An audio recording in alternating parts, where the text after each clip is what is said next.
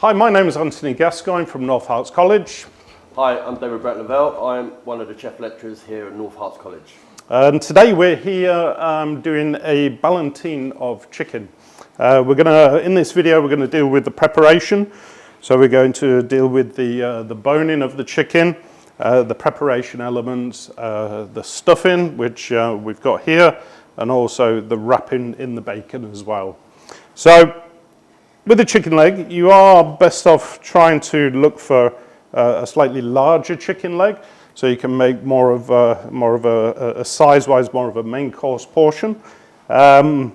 Essentially, the chicken leg, it's got two bones in there with a knuckle in the middle. So what we want to do with the knife is just trim down the bones, exposing the bones and trimming away.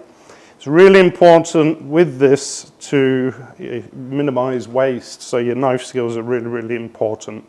So we'll start on the top leg and we'll just make an incision and another one down that way. Would you say this is a good size for one main course? Or? I think once we get the stuffing in this, Dave, we'll probably get about 2-3 portions. Oh, really? Out of a decent size, yeah, because we are going to be serving this with, in the next video when we come to cook it, we'll be serving it with various other garnishes as well, okay? So just expose the top leg, trimming down all the way to the bottom. Okay, so coming down to the knuckle here, now you've got to be a little bit careful in that the knuckle, if I turn the chicken leg over, the knuckle goes to the very surface of the skin.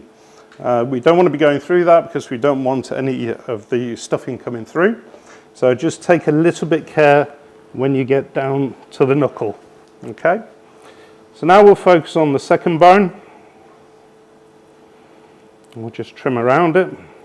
What's the most important part we're looking for here? Is it not to pierce the skin or? Yeah, absolutely. We want to keep that skin intact. I mean, we are going to be wrapping with bacon, so we are going to contain the stuffing. But if we, if we minimise that as much as possible by not going through the skin, the biggest thing is wastage. We don't want to waste any meat. Would you ever consider taking the skin off and then having it as a garnish, or was it? Yeah, you could absolutely do so. You could do some nice crispy skin, but on this occasion we're going to keep the skin on. Obviously, where there's fat, there's flavour. It'll also help keep the chicken moist as well. Just an extra layer of protection. Absolutely. So coming down to the knuckle,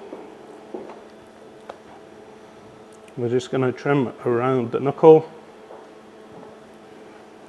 This is the critical bit, not to go through the skin. And we will just take that chicken bone off. So with the chicken bone, we will use that. We're going to roast it up. We're going to use that in our sauce, so minimal wastage. We'll keep that to one side. So we just need to check now whether we've got any cartilage in there, any big sinews. We will trim those away as well. Pretty good there. Would you ever consider trimming more off and putting it into that gap where the knuckle was? Yeah, absolutely. I do think on this occasion with this though, because we are wrapping it in the bacon as well, we do want to trim off some of the excess fat. So as you can see, that's a little area there. You've got to be careful not to go through the skin. We've kept that intact, so I'm quite pleased I've done a good job of that. So we're going to move to the wrapping part now. It's always good to use a better quality free-range bird because of the flavours, but also there's a cost element, especially within college when you've got, 30 students actually doing a Ballotine. It does get quite expensive. So sometimes there is a trade-off with the quality of the poultry we use. So long as lecturers, as tutors, we are talking about the difference between good quality and not so, and the battery reared chicken, it's an important message to have. But on this occasion, we are using a good quality chicken, local butchers. So it's important to think about food miles as well. So a little bit of seasoning down first, not too much salt, because obviously the streaky bacon that we're going to use to wrap it, that has got a high salt element. And we are just going to lay the bacon,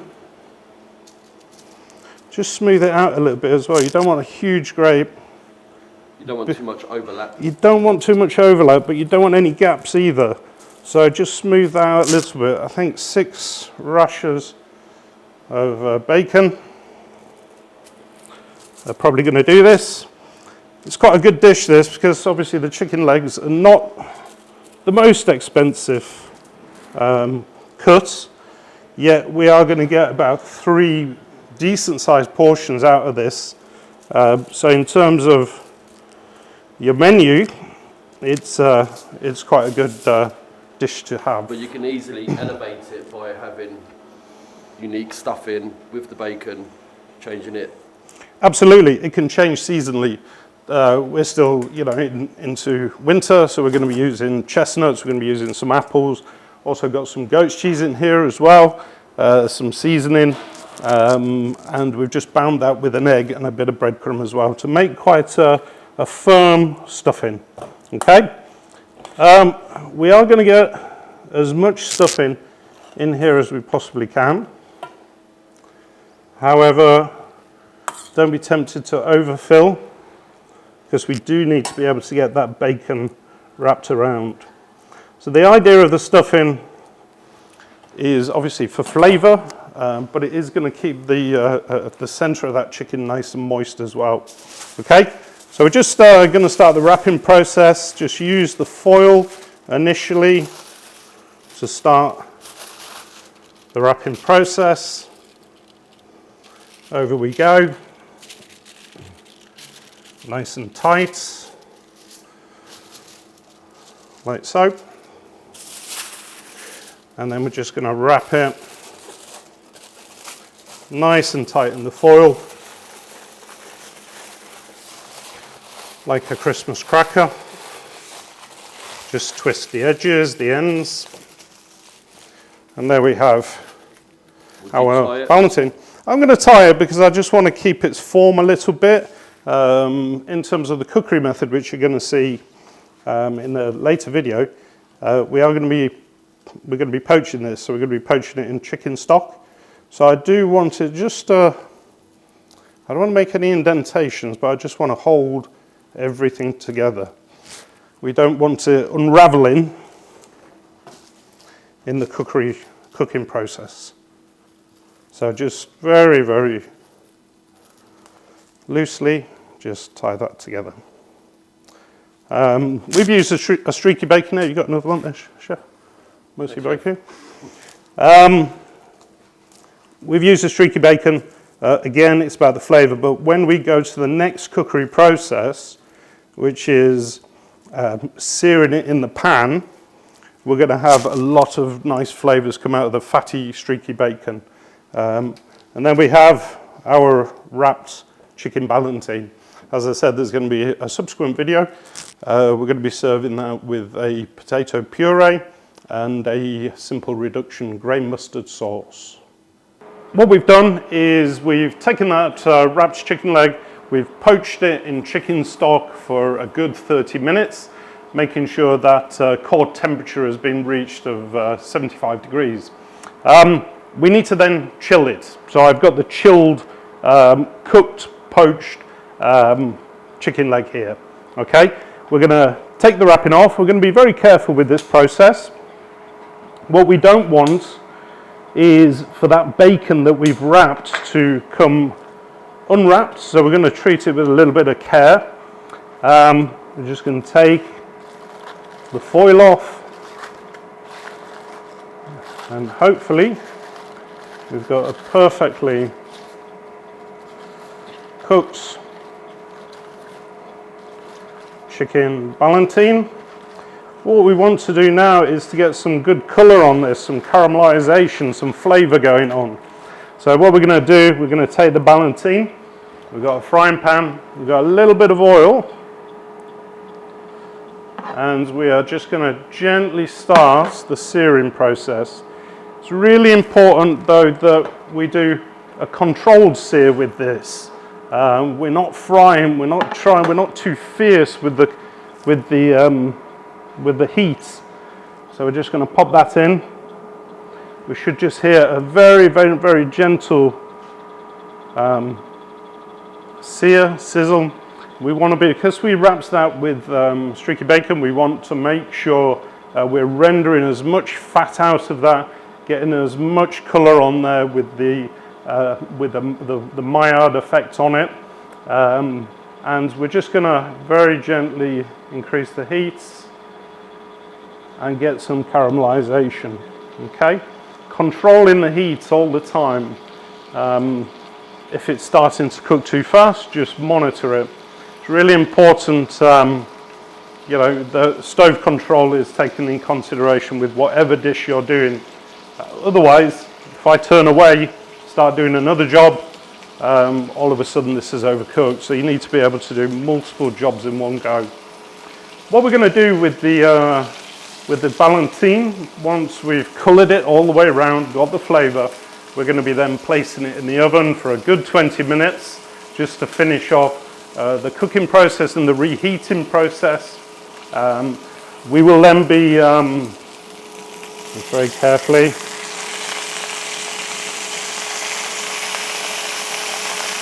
just get that nice caramelization all the way around. We're going to be serving this dish very simple. We're going to be serving it with a pomme puree and a reduction grain mustard sauce made with a chicken stock made from the bone as well. We've got a nice caramelization starting to happen on the chicken. So what we're going to do is just finally finish it in the pan, and we're going to then transfer it over to our tray, and we're going to finish roasting in the oven.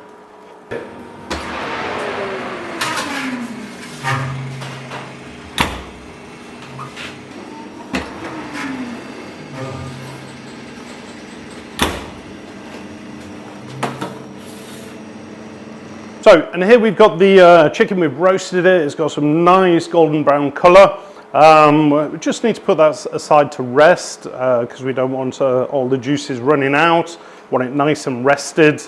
We probe that to 75 degrees to ensure it is cooked thoroughly, and we're just going to pop it on our chopping board, our yellow chopping board, obviously for cooked meats. As that's resting, I'm just going to go through my garnish. We've got a potato puree or mashed potato. We're just going to warm that very, very gently. It's been infused with butter as well and a touch of cream. We've got some roasted shallots, which we roasted in the skins and then just peeled the skins away so they're nice and caramelized and soft and tender. We've got a reduction sauce, which was made from roasted chicken bones, including the bone from the chicken leg itself. I'm just going to add a little bit of grain mustard in that, just to give it a little bit of flavour. And I've also got some chopped parsley and chives, which I'm just going to push through the sauce as well. Really important that you do taste your food, so just check your mashed potato is nicely seasoned. Touch more seasoning. Always check and check again for your seasoning. Leave nothing to chance. Same with the sauce, we just need to push that grain mustard through. Sauce is a nice consistency, it's been reduced down, it coats the back of a spoon. It's rich and delicious, but I will finish it with just a couple of knobs of butter on a rolling kind of simmer to emulsify that butter, just to give it an extra depth, extra richness. This is a big, robust kind of dish full of flavour. So we'll just get that emulsified, and we're about ready to plate. So first thing we'll do is come back to the Ballotine. Really pleased it's not unwrapped, the bacon is all intact. We're going to trim off the ends just for presentation purposes. Hopefully the stuffing has stayed central. If I just show that to the camera, you can see the stuffing's nice. I'm going to take maybe 3 slices, I would say, for presentation. 3 slices is more than enough for a portion size. So as you can see, we've got 2 really good portions out of 1 chicken leg. Okay, as you can see, you've got nice moist interior. The chicken is just cooked perfectly. It's got that lovely golden brown of the bacon as well. First thing I'm going to put on the plate is the pomme puree, the mashed potato. And we're not going to be too pristine with this. We're going to, you know, it's a robust country style dish. So as long as it's clean, neat and accurate, let's call it a bistro dish. Put the lovely Ballotine to one side, maybe the shallots decorated around the side of the plate, like so. Okay, a few little parsley pieces. Here's with garnish with herbs. Only ever put on what's edible, so no huge great pieces, just nice. So we've got a stuffed Ballotine of chicken, a grain mustard sauce with a potato puree and caramelized shallots.